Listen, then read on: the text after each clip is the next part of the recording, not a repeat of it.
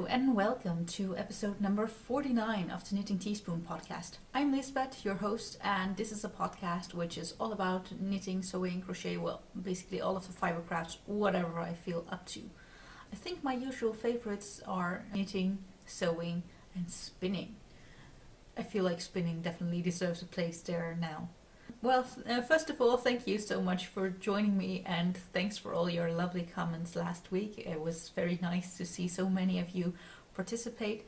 Last week was my podcast anniversary, so I host a little giveaway. If you want to enter the giveaway, please check out last week's episode to find out how you can enter. Just to make sure that this is clear for everyone, this giveaway is open for international shipping. Now, I'm not really sure if I would be able to ship something into North Korea, but basically, as long as our countries are on agreeable terms, that they accept postage from one another, then it should be fine. So, yeah, I'm from the Netherlands, so I don't think we are at war with any country at this moment. So, let's just get that out of the way. And I wanted to show you the price for it as well this week. It's a project bag that I've made myself, I think last week or the week before. And in it now is a skein of beautiful hand-dyed yarn, not by me, something that I found at my local yarn store, and it is by Chestnut Cabin. And they have some beautiful hand-dyed yarn, and this is a fingering weight skein, and it's one skein. It's like 480 meters, so I think that's somewhat over 500 yards, and it's 65% superwash merino, 15% yak, and 20% silk. So I think this is quite a luxurious skein, and I simply love these colors, and I hope you do too, because this is in the price package. I have been staring at this skein for so long, and last week I just decided I wanted to buy it. Now you might wonder why I also want to give it away. Well, they had this one hanging in the shop, but this was the last of its dye lot, and they had 3 more of another colorway, so I am planning on making a vest out of this yarn, but I feel like this might be enough for a small chocolat or something, a nice accessory, or yeah, well, if you combine it with some other fancy yarn, or less fancy yarn, of course, yeah, then you could make something lovely out of this, maybe some bigger skein or something. And I also want to make add something to the price that I have dyed myself. So if you think I've been good this year, like since the beginning of 2019, and that I haven't purchased a lot of yarn, well, you're wrong. I purchased 10 kilos of yarn, so 100 skeins in one go, but they were all undyed because I was planning on dyeing a lot this year, and I thought, why not buy them in bulk? Anyway, so I have been dyeing a little bit. So last week I already mentioned that I had tried to dye something, and that is this colorway. I'm not really sure if I'm gonna name this or not, because this is kind of something like an experiment, but it has a bit of white flakes in there. So this one is an option for this. I'm gonna show you 3 options because I have dyed 3 different skeins at this point. And then there is, well, these ones I haven't skeined up yet. These are 3 skeins, but it would only be 1 skein. These turn out a bit more brownish, but I feel like, yeah, I was aiming for burgundy, but that didn't happen. Let's just face it. So these are both attempts at burgundy. This one is definitely a bit more pinkish. This one is more brownish, but these are 2 colors that I have dyed recently. I'm not sure what happened, but this definitely looks more brown now than the last time I looked at it. So I'm not not really sure what's going on with that. Maybe it's the lighting, I don't know. And for those of you who are not so much into burgundy or brownish, I also have this blue that I am completely in love with. So yeah, I was attempting to make it speckled. That didn't quite happen, but there are some spots that are definitely darker than others. So yeah, that's what's going on there. This is just some cotton yarn that's around there to keep the skeins together in the dyeing process. So don't mind that. That's not in the skein. So yeah. So it would be one of these colors you could add to that. That's just some basic sock yarn. It's not nothing fancy. It's not merino, or at least not that I know. I don't think it is. It doesn't feel like merino, and I feel like if it were merino then they would have specified it, because it's considered somewhat more of luxury. But I have been trying to dye some larger quantities of yarn and see if I can get them all to be the same color, and I am completely in love with the blue that I made, and I also quite like the other colors, but I'm not quite at the color that I wanted to dye for yet. So it's gonna be some more red experiments in my kitchen. So I bought 2 new dye pots this week, or he came to my house this week, and I obviously had like 100 skeins of yarns coming in, so I have dyed 9 now, so actually that's quite good. I feel like. But if you ever thought that I was good in not buying yarn, then well, you were wrong. Anyway, so yeah, I'm not sure what's gonna happen with all the rest of it, but my boyfriend definitely wants socks out of the blue yarn. So this week, apart from dyeing yarn, there's also been a bit of sewing, because I met up with a few friends, and yeah, I wanted to make a simple black shirt because someone is going to work on this shirt for me. It's supposed to fit me. This shirt is made from the Megan dress pattern by Tilly and the Buttons. It's in her Love at First Stitch book. And yeah, it's quite a lovely pattern, and I think it's very clear how she does all the bust darts and everything. So that was very nice to have some decent resource on how to do that. Yeah, and I've been trying to make this. I have omitted some of the bust darts because I turned this dress into a skirt. So at the hip notches, I just decided, let's just cut off the fabric here and try to make this into a shirt. Yeah, I'm not sure if that was such a good idea, and I've also omitted the zipper in the back because it's a dress, and for a dress, a zipper in the back is not that weird, but I thought for a shirt that's not really necessary. But now it's like, I think she has about half an inch, somewhat over half an inch seam allowance. So that means that I now have like a full inch extra, somewhat over a full inch extra in the back, because that was supposed to disappear with installing the zipper, but I didn't remove that extra fabric, so it's not there. And because of the zipper, you can also squeeze your body into a fabric that is less wide than if there's no zipper, because now your widest part has to go through the smallest bit of the fabric. Like if I want to go, like the waist circumference for my shirt now has to be at least so wide that my shoulders will fit through, because otherwise I can't put on the shirt. So yeah, that's posing a little bit of a problem, so I had to omit some of the darts in this pattern, and that's a bit unfortunate, but I managed to still put in these bust darts, and it looks quite nice. I also did not quite realize how much puff there was in the sleeves. I think that's a bit silly for a t-shirt, whereas it would have been very nice for a dress. Oh my, I think I'm gonna make another shirt as well, because I'm not really sure if this is the shirt that I wanted it to be. And I'm also not really sure what happened to the neckline. Basically, I don't think it was such a good idea to make a shirt out of woven fabric.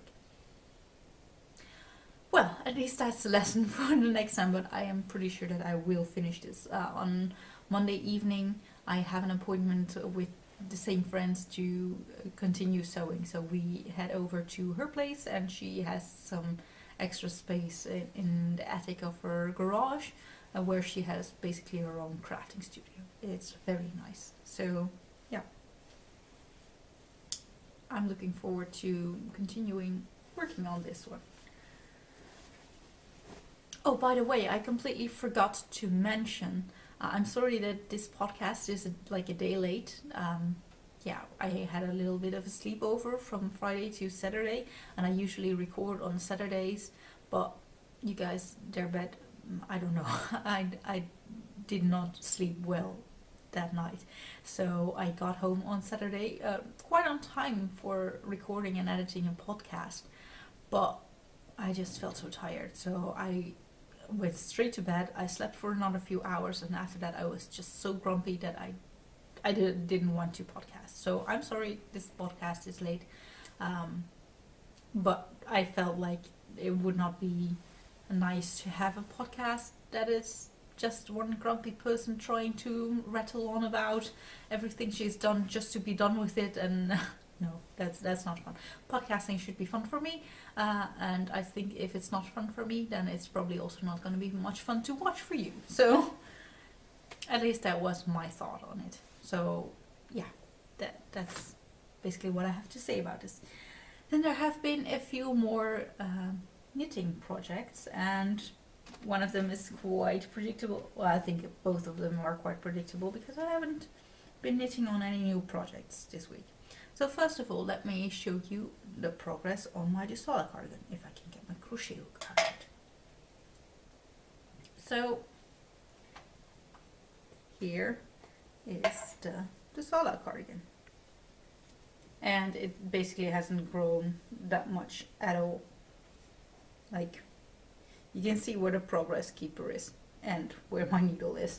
I basically just put in another centimeter or maybe 2, like about an inch, and I really should start working on this a bit more consistently, because I want this to be finished before Edinburgh Yarn Festival, and Edinburgh Yarn Festival is like in 4 weeks time, just about a month, and the last week of that period I will already be in Scotland, and I'm not sure if I want to bring this as holiday knitting.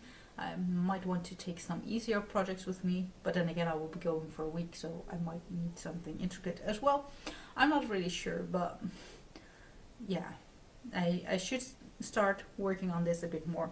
I am running out of the first skein though, so I'm not really sure if I have quite enough to get it finished, but I think with another like 4 inches in the body I will be pretty much done with the body, and that I can continue knitting the sleeves. And honestly, this is such a lacy cardigan that I feel like it would be pretty much okay if it ended up short sleeve, because with the lace panels in the front I don't think it's gonna be a super warm cardigan anyway, but it would be nice if I could get some decent length on the sleeve, but I'm not really sure if that's gonna happen or not. Anyway, so this is my Dusala cardigan with the lace panel from the Japanese Knitting Stitch Bible. So yeah,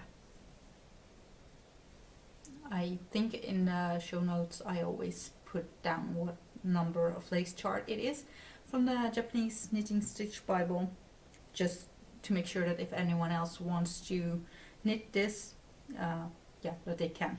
Also, one thing about this lace panel though is, for all these knobs on the panel you do need a crochet hook, but I think in general for a ziggurat you do need a crochet hook, because the buttonholes also involve using a crochet hook.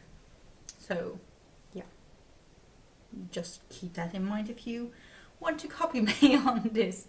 Anyway, so that's the Dusala cardigan, and I still love it. I do feel I should mention that actually there has been another knitting project, but I can't share it with you because it's a test knit and I'm supposed to keep it a secret. But it has been keeping me from, well, it's not been keeping me from knitting, but it's been keeping away some knitting time that I would otherwise share on the podcast. I think this pattern is going to come out somewhere in March. Not 100% sure about that, but in March we have a deadline for the test knit, so I'm pretty sure that by then I will be able to, or around then-ish, I will be able to share a bit more about the project, but unfortunately it's not March yet. Anyway, so there has been another knitting project and you will all know what it is, and it is my fishy socks, and I'm still only working on the one sock for now, but I have completely turned the heel now and I am repeating the patterns from the foot.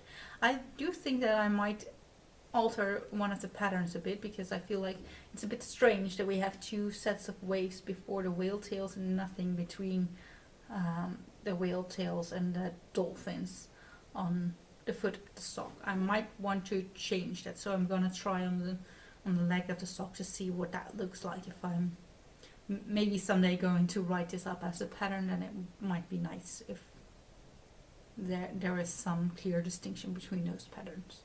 Anyway, so yeah, here's my fishy socks, and I love them because they are nice and fishy.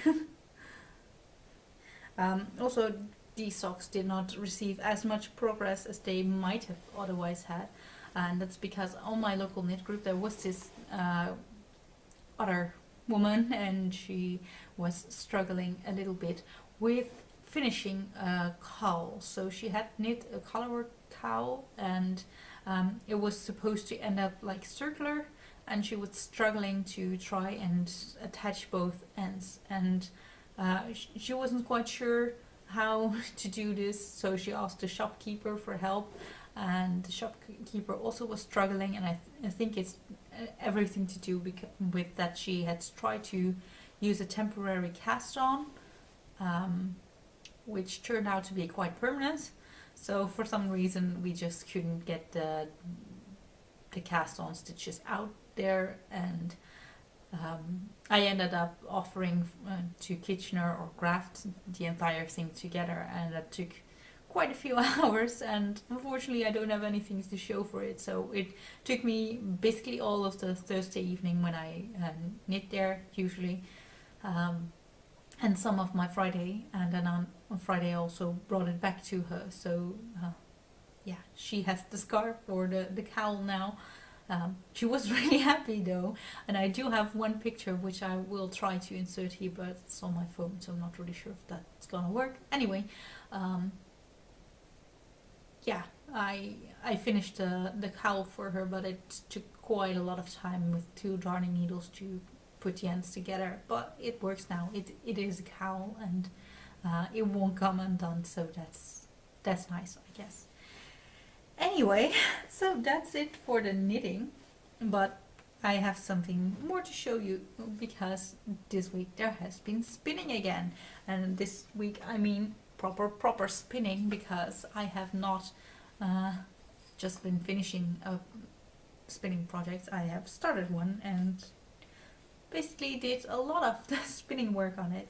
So I bought a braid by Golden Fleece Studio, which is a Dutch Etsy store. I'm not really sure if I think she has quite an international shop, so I think it's like international friendly, but I'm not really sure about that. Anyway, so I purchased a braid of fiber, and it's a merino, bamboo and nylon, and that was something new for me, but I really want to try and spin something for socks now. So I really wanted something with nylon in it, and she sold a beautiful braid, and it also happened to have bamboo in there, so this is a first in 2 ways for me, because I've never spun with nylon before and I've never spun with bamboo before.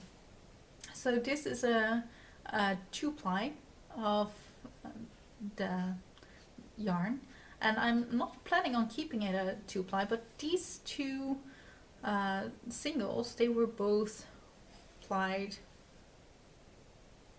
Z twist, I think, and then spun together in an S twist. Is that right? Yeah, I think it is. I always get confused. Anyway, so I plied them in Z or Z. I spun them in these two singles in Z twist and then plied them together in S twist. And then I have another set of singles, or another bobbin with singles. And this one was spun in S twist, and I want to ply these together in Z twist again. So then I will end up with a 3-ply, but it's a bit of a strange 3-ply, and I'm not really sure if any of this makes sense if you don't spin. Well, to me it does, and if anyone of you also spins, then you might understand. Basically, I let the yarn spin around twice to the right and plied it together to the left, and then I spun another single to the left, and then I will ply these two together to the right again. And what's more about these I just spun like one repeat of the colors, and this one I also broke up in shorter bits, so this is going to be my first attempt at fractal spinning, so this is a lot of firsts for me. So basically it's my first serious attempt to make sock yarn. It's the first time I'm doing something crazy in a ply structure like this. I've never spun with nylon, I've never spun with bamboo. Basically, what can go wrong? Anyway, I don't know, but I'm pretty sure that I will manage to make some kind of socks out of this, and that I will love them, because I do think these colors are quite pretty. I don't think I'm that much of a pink person, but somehow pink also has a draw on me sometimes.